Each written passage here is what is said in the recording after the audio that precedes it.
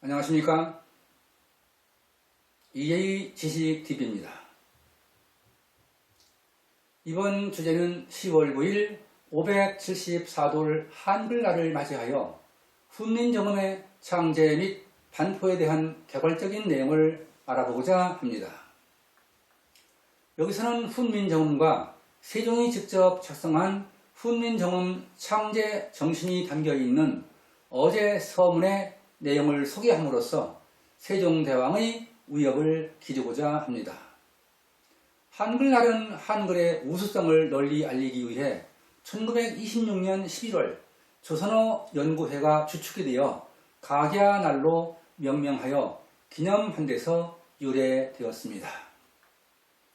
그러나 각야날은 1928년부터 한글날로 명칭을 바꾸게 되었고 2005년부터는 국경일로, 2013년부터는 공휴일로 지정되어 지켜지고 있습니다.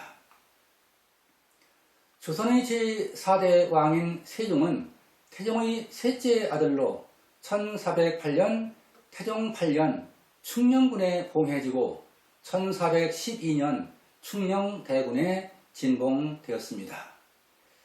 충녕대군은 1418년 6월 왕세자에 책봉된 후 같은 해 8월 태종의 양위를 받아 조선의 제4대 왕으로 즉위하게 되었습니다. 태종에게는 맏아들 양녕대군과 둘째 아들 효령대군, 셋째 아들 충녕대군이 있었습니다. 당시 왕세자는 큰형인 양녕대군이었으나 태종은 충녕이 왕위에 적합하다고 판단하게 된 것입니다. 세종은 우리말을 소리 나는 대로 표기할 수 있는 훈민정음을 창제하여 위협을 남긴 임금입니다. 또한 세종은 조선 초기에 전반적인 국가 체제를 정비하였고 조선 왕조의 통치 기반인 유교 문화의 발전에도 기여하였으며 우리 역사상 훌륭한 업적을 남긴 임금으로 기록되어 있습니다. 훈민정음은 백성을 가르치는 바른 소리라는 뜻이며 세종은 훈민정음의 제자 원리가 담긴 책 이름과 글자 이름을 똑같이 훈민정음이라고 명명하게 된 것입니다. 또한 훈민정음에는 해례가 붙어 있어서 훈민정음 해례본 또는 훈민정음 원본이라고도 합니다. 훈민정음 해례본은 1940년 안동에서 발견된 간송본과 2008년 상주에서 발견된 상주본 두 부가 전존하고 있습니다. 세종이 창제한 훈민정음은 1443년 세종 25년 음력 12월에 완성되었습니다. 세종은 훈민정음이 완성된 후 3년간 보충 연구 기간을 거치면서 훈민정음으로 용비어 천가를 지어 문자의 희종성을 검토하기도 했습니다. 그리고 지편전 학자들에게는 훈민정음의 본문을 풀이한 해례서를 편찬하도록 했습니다. 훈민정음은 이러한 과정을 거쳐서 1446년 세종 28년 음력 9월 상한에 반포되었고 자음 17자와 모음 11자로 총 28자의 자랑스러운 우리 민족의 글자가 된 것입니다. 그러나 훈민정음 28자 중 자음 반시옷, 옛 이응, 여린 히읗과 모음 아래아 등 4글자는 소실자로 소멸되고 현재는 자음 14자와 모음 10자로 24자가 한글로 쓰이고 있습니다. 우리 글 24글자 중 닷소리는 기역, 니은, 디귿, 리을, 미음, 비읍, 시옷, 이응, 지읒, 치읒, 키읔, 티읒, 피읒, 시읒 등 14글자이며 홀소리는 아, 야, 여, 오, 요, 우, 요, 으, 이 등 10글자입니다. 세종이 창제한 훈민정음은 예의편, 해례편, 정인지 서문의 세 부문으로 구성되어 있으며 국보 제70호로 1997년 10월 유네스코 세계기록유산에도 등록되어 있습니다. 훈민정음 본문인 예의편은 세종이 직접 작성했으며 훈민정음의 창제 취지를 밝힌 서문과 새 글자의 음가 및 운영법에 관한 내용으로 구성되어 있습니다.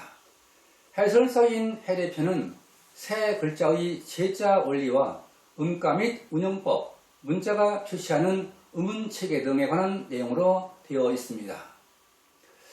해례편은 정인지, 신숙주, 성삼문, 탁팽년, 최항, 강희한, 이계, 이설로 등 지편전학자 8명이 집필하였습니다. 정인지 서문은 훈민정음의 창제 이유와 창제자, 훈민정음의 우수성, 훈민정음의 편찬자 및 편찬연 원리를 기록하고 있습니다. 세종은 치말리 등 유학자들의 반대에도 불구하고 정인지 등에게 훈민정음 해례를 집필하도록 함으로써 훈민정음 창제에 대한 강한 의지를 갖고 있었습니다. 세종은 훈민정음을 사용하여 용비어천가와 오린천강지국을 만들어 용비어천가는 1447년에 오린천강지국은 1449년에 간행함으로써 우리 문자의 우수성을 입증하기도 했습니다. 세종은 백성들이 우리 말을 글로 쉽게 표현할 수 있도록 훈민정음을 창제함으로써 민족 고유의 문자를 유산으로 물려주는 큰 업적을 남기게 된 것입니다. 세종이 직접 작성한 훈민정음의 본문인 예의편에서 훈민정음 창제 정신이 담겨 있는 어제 서문의 내용을 소개하고자 합니다.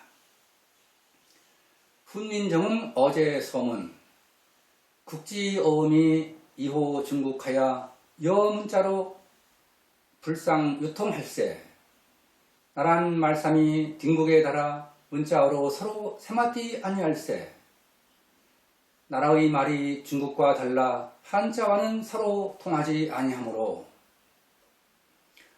고민 유서 요건하야도 이종 부득신 기정자가 다의라. 이런 전차로 어린 백성이 니르구저 홀빼이셔도 마참내 제 뜻을 실어 펴지 못할 놈이 아니라. 이런 까닭으로 어리석은 백성들이 말하고자 하는 바가 있어도 끝내 제 뜻을 펴지 못하는 사람이 많으니라. 여가 위차 민연하야 신제 28자 하노니 내 일할 위하여 어여피 너겨 새로 28자를 맹가노니 내가 이를 불쌍히 여겨 새로 28글자를 만드노니 욕사 인인아로 이습하야 편어 일용이니라. 사람마다 하여 수빈이겨 날로 숨에 삐안케 하고자 할 따람이니라. 모든 사람들로 하여금 쉽게 익혀서 날마다 쓰는데 편하게 하고자 할 따름이니라. 세종의 어제 서문 내용을 이어서 읽어봄으로써 훈민정음의 창제 목적을 되새겨보도록 하겠습니다. 훈민정음 어제 서문. 나란 말삼이 딩국에 달아 문자와로 서로 삼았디 아니할세. 이런 전차로 어린 백성이 니르고저 홀빼이셔도 마참내 제 뜻을 실어펴지 못할 놈이 아니라.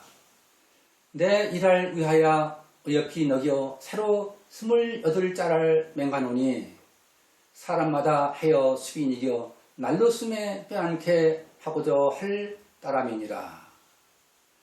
나라의 말이 중국과 달라 한자와는 서로 통하지 아니하므로 이런 까닭으로 어리석은 백성들이 말하고자 하는 바가 있어도 끝내 제 뜻을 펴지 못하는 사람이 많으니라. 내가 이를 불쌍히 여겨 새로 28글자를 만드노니 모든 사람들로 하여금 쉽게 익혀서 날마다 쓰는데 편하게 하고자 할 따름이니라. 조선의 제4대 임금인 세종대왕이 창제한 훈민정음에 대한 개략적인 내용과 세종이 직접 작성한 서문을 살펴보았습니다. 위에서 살펴본 바와 같이 세종의 어제 서문에는 훈민정음의 창제 목적 등이 담겨져 있습니다. 세종은 어제 서문에서 백성들에게 우리말에 맞는 글자를 읽고 쓸 수 있게 하려고 훈민정음을 만들었다고 밝히고 있습니다. 이는 우리말을 표기할 수 있는 문자의 필요성을 인식한 통찰력과 백성들에 대한 애민정신의 일면을 읽을 수 있을 것입니다. 우리말을 읽고 쓸 수 있는 글자를 연구하여 과학적이고도 체계적인 훈민정음을 창안했다는 것은 세종의 과학적 사고를 보여주는 것이라 볼 수 있습니다. 한편 훈민정음의 반포는 우리 문자의 보급을 통하여 백성들에게 국가의 통치 이념을 알릴 수 있었고 통치 기반인 유교 윤리에 대한 교화도 이루어질 수 있었던 것입니다. 우리는 세종의 한글 창제 과정을 지켜보면서 문화사적인 측면에서 우리 민족사에 위대한 위협을 남겼다고 평가할 수 있을 것입니다. 훈민정음의 창제는 우리 민족의 새로운 역사가 시작되는 출발점이며 민족혼이 담겨있는 국문학이 태동되는 계기가 되었다고 볼 수 있을 것입니다. 우리는 훈민정음의 창제와 반포를 통해서 우리 문자를 가져야 한다는 세종의 자주정신과 민본정신, 애민정신의 일면을 이해하는 계기가 되었길 바랍니다. 독자 여러분과 우리 한글이 세계 어느 나라 문자보다도 과학적이고 체계적이며 실용적인 우수한 문자라는 사실이 공유되었길 기대하면서 방송을 마치겠습니다. 감사합니다.